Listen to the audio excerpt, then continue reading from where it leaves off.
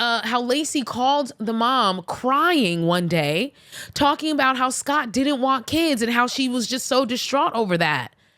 And then suddenly, 6 months later, here's Laci preggers.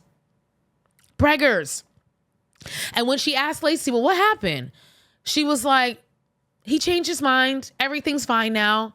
He changed his mind. One thing you learn the older that you get is that nobody fucking changes, bro. It's a really painful lesson you gotta learn. Nobody changes.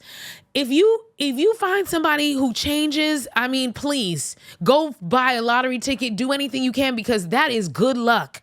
The vast majority of people are going to keep doing the same bullshit they've been doing from day one. I promise you that. If somebody tells you that they don't want a baby, they mean it, honey.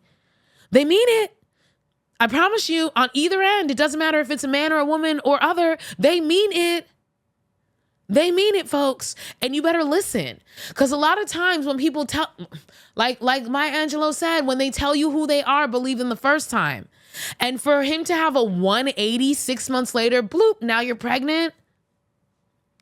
Ladies, if you're in a situation with a partner who doesn't want children and you want children, I have bad news for you. The relationship is over. And honestly, that doesn't just apply to ladies. I'm speaking to ladies because you're the most vulnerable when it comes to pregnancy. We'll talk about that. But I'm also speaking to men too. If you're with a woman who doesn't want children and you know you want children, the relationship is over, Bookie. You cannot change them. They are not going to change. They are not going to change overnight. And even if they do change, it's going to be the shakiest freaking change of your life. You're always going to be on thin ice because it's going to be disingenuine. Okay? Another red flag, they shared a diary entry from Laci where she writes about how Scott finally, for the first time, felt the baby move. And she alludes to the fact that he was not excited. She says that she knows that soon enough he will start to be excited. I'm paraphrasing here. Please don't get me. So while outwardly and publicly, she's telling people that Scott's happy, he's fine with the baby, he's changed his mind, he's A-okay. Privately in her diary, she talked about the fact that he ain't really too excited. And I'm not surprised. I am not surprised. Another major red flag that they talked about was that the night before the wedding, Laci called her mother crying, asking if the mother thought that she was too young to get married, because Laci was young. She was like in her early 20s. So what this is saying to me is Laci was already getting these inklings that this motherfucker was not for her. She was already getting her inklings, and this was a cry for help.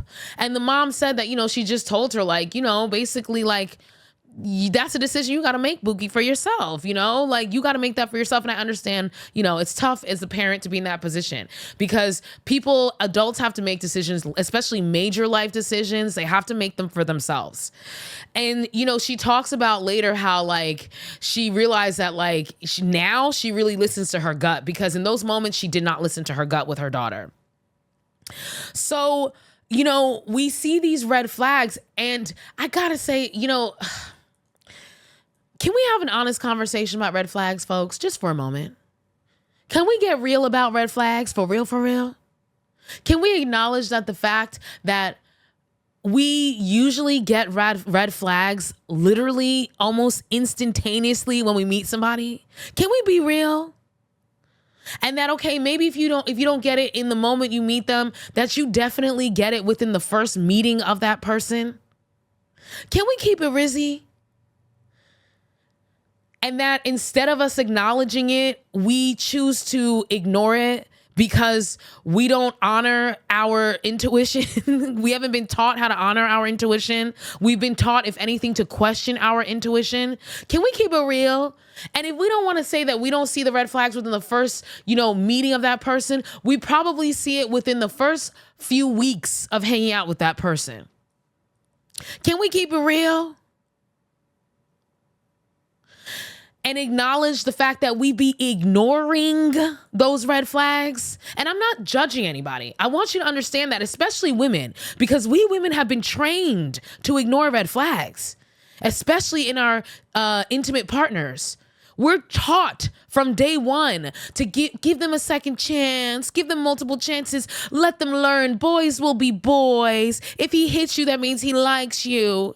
We get brainwashed by the Disney movies and the rom-coms, those rom-coms where the whole entire storyline is a man treating a woman like shit. And how he finally, at the end of the rom-com, decides that he's not going to treat her like shit for 5 minutes, and now everything is happily ever after. And the whole entire rom-com is that woman being told by her friends and her family how she needs to excuse the shitty behavior in order to find love, and that her standards are too high.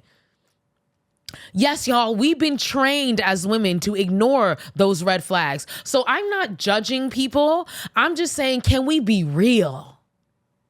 Can we acknowledge the fact that them red flags be there and we willingly ignore them? Partly because we don't want to deal with the awkward moment of calling it out. And that's one of the things that I've learned. You know, one of the things that's helped me to deal with red flags is recognizing that I don't have to deal with it in the moment. I can take my time and process it. I can go home and think about it. But but guess what? As soon as I acknowledge that it's a red flag, now I have to act on it.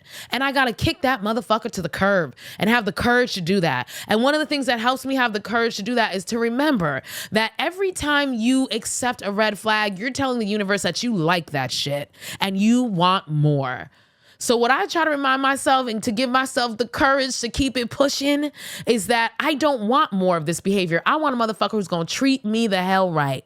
And as usual, I always have patience with myself because progress doesn't happen overnight and practice makes progress. Back to the documentary. Another thing that really, really stuck out to me was the timeline of the boat, y'all.